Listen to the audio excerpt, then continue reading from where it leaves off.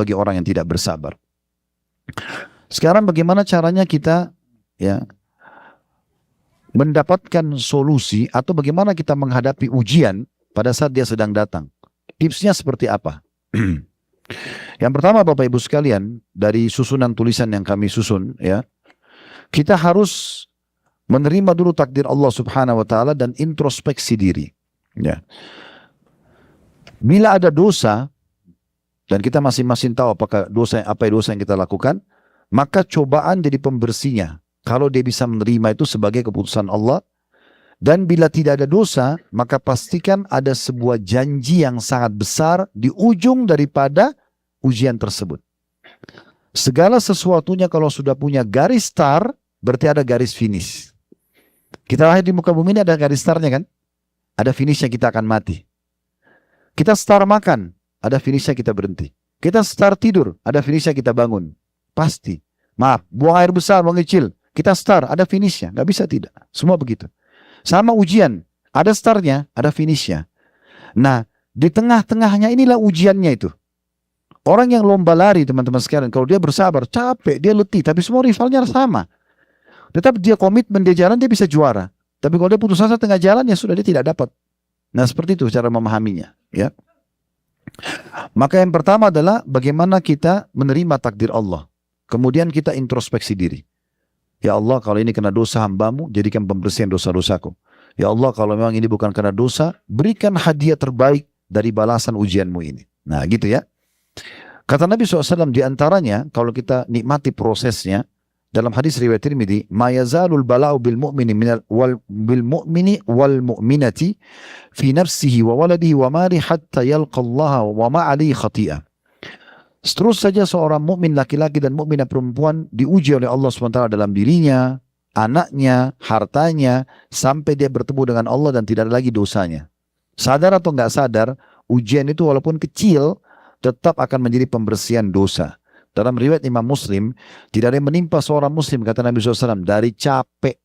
Siapa yang tidak capek? Kalau Nabi pasti ada capeknya. Dari capek atau letih, penyakit, gangguan orang, ya, sampai duri yang menusuk kakinya, tubuhnya, kecuali akan jadi pembersihan dosa-dosanya. Semua akan pembersihan dosa. Makanya para ulama salaf itu justru menyambut ujian tersebut sebagaimana mereka menyambut nikmat. Nikmat tinggal disyukuri supaya bertambah, ujian untuk mengangkat derajatnya, membersihkan dosa-dosanya. Nah seperti itulah. Contoh misalnya kita di perusahaan, kita punya salah nih. Perusahaan kasih syarat, Bapak Ibu kalau mau saya putihkan, kata pemilik perusahaan, saya putihkan kesalahannya supaya semua fasilitas bisa kembali, Anda harus lembur 3 hari. Ujian bukan? Ujian. Nah seperti itu. Ya Allah membahasakan, udah kamu kan saya sakitkan 1 minggu, tapi bersih dosamu 1 tahun. Itu kan sederhana sekali ya. Toh juga fa inna ma'al usri yusra, jelas sekali. Akan ada sebagaimana start ada, finishnya ada. Kemudian dalam hadis yang lain dari Ummu Ala radhiyallahu anha, beliau mengatakan faqad a'adani Rasulullah sallallahu alaihi wasallam wa ana maridah. Ummu Ala seorang wanita radhiyallahu anha, beliau mengatakan, satu hari saya sakit dan saya dijenguk oleh Nabi sallallahu alaihi wasallam. Faqala sallallahu alaihi wasallam, ya, abshiri ya ummi Ala, fa inna maradal muslim yudhibullahu bihi khatayahu kama tudhibun naru khabatha adh-dhahabi wal fiddah. Hadis riwayat Tirmidzi atau riwayat Abu Daud. Kata Nabi SAW pada saat menjenguk Ummu Ala, mengatakan, terimalah berita gembira wahai ibunya Ala, sesungguhnya penyakitnya seorang muslim itu akan benar-benar membuat Allah menghilangkan dosa-dosanya sebagaimana api membersihkan karat emas dan juga perak. Jadi semua ujian itu akan menjadi pembersihan dosa-dosa. Dan kita tahu teman-teman, kalau dosa kita diputihkan, ya, kesalahan kita dihapus oleh Allah SWT, maka kita akan mendapatkan minimal 2 manfaat. Yang pertama manfaatnya adalah kita akan selamat dari hukuman penyebab dosa itu. Kan kalau dosa itu kan pelanggaran konsekuensinya hukuman, kan gitu. Hukumannya dihilangkan. Yang kedua, semua fasilitas, nikmat berkurang karena ujian akan diangkat. Akan diangkat, ya.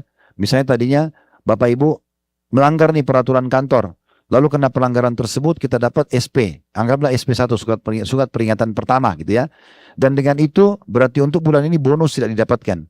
Tapi begitu perusahaan putihkan, tidak masalah, SP1 kita anggap selesai di pemutihan, tapi syaratnya Anda lembur 3 hari, setelah itu fasilitasnya kembali. Semua bonus bisa didapatkan. Nah seperti itu kurang lebih rasionalnya. Ini supaya mudah difahami.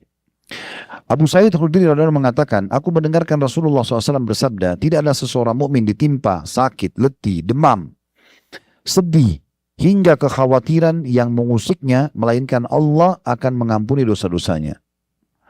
Abdullah bin Mas'ud berkata radhiyallahu anhu, aku pernah menjenguk Nabi SAW dan beliau sangat demam. Nah, aku berkata, wahai Rasulullah, sungguhnya Anda menderita demam yang sangat keras. Maka Nabi SAW mengatakan, benar, sungguhnya aku demam layaknya 2 orang dari kalian yang sedang demam. Abdullah lalu berkata radhiyallahu anhu, apakah dengan begitu Anda juga mendapatkan pahala 2 kali lipat? Kata Nabi SAW, iya benar. Dan ketahuilah, tidaklah seseorang mukmin ditimpa sakit dan yang lainnya, melainkan Allah pasti akan menggugurkan dosa-dosanya dengan ujian tersebut, sebagaimana pohon menggugurkan daun-daunnya. Hadis riwayat Bukhari Muslim.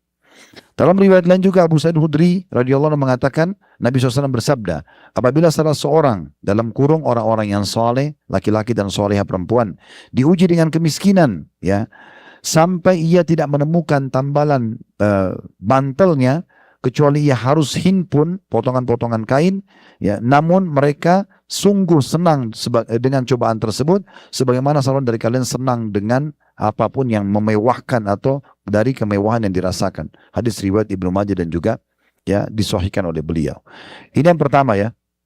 Yang kedua, Bapak Ibu sekalian, kita berharap cinta dan balasan dari Allah Subhanahu wa taala. Kalau Allah uji kita, berarti Allah cinta, beda dengan makhluk ya. Kalau makhluk kadang-kadang mengetes kita, itu bukan untuk dia cintai. Bisa saja karena untuk cintai, bisa saja memang karena dia tidak suka sama kita. Tapi kalau Allah menguji kita, murni karena Allah ingin mencintai kita. Sebagaimana disebutkan di dalam ayat Al-Quran surah Al-Imran surah nomor 3 ayat 177, Wallahu yuhibbus sabirin. Allah sangat cinta dengan orang-orang yang sabar. Jadi kalau kita sabar atas ujian, berarti itu betul Allah cinta kepada kita. Kemudian di dalam ayat Al-Quran yang lain, surah An-Nahl, surah nomor 16 ayat 96, berbunyi, وَلَا يَجْزِيَنَّ الَّذِينَ صَبَرُوا أَجْرًا بِأَحْسَنِ مَا كَانُوا يَعْمَلُونَ. Sesungguhnya orang-orang yang sabar pasti akan diberikan balasan maksimal dari apa yang telah mereka kerjakan. Dalam surah Az-Zumar, surah nomor 39 ayat 10, إِنَّمَا يُوَفَّى الصَّابِرُونَ أَجْرًا بِغَيْرِ حِسَابٍ. Sesungguhnya orang-orang sabar akan mendapatkan balasan tanpa ada hitungan lagi. Sebagian ulama memaknakan ayat ini, surah Az-Zumar ayat 10 ini, bisa saja dia diuji sakit seminggu, Allah balas dengan 2 tahun kesehatan. Bisa saja Allah uji dia dengan 1 orang menggibah dia atau menyakiti hatinya, tapi Allah balas dengan kebahagiaan 10 tahun, dan seterusnya. Ya, asal kita peka melihat, kita akan melihat banyak sekali nikmat-nikmat yang Allah berikan di saat ujian itu datang. Kemudian di dalam ayat juga surah Al-Baqarah surah nomor 2 ayat 177 Allah berfirman was-sabirina fil ba'sa'i wad-dharra'i wa hinal ba's ulaika alladziina shadaqu wa ulaika humul muttaqun. Dan orang-orang yang sabar pada saat dalam keadaan kesempitan, betul dalam ada masalah sempit dia sabar, dan juga dalam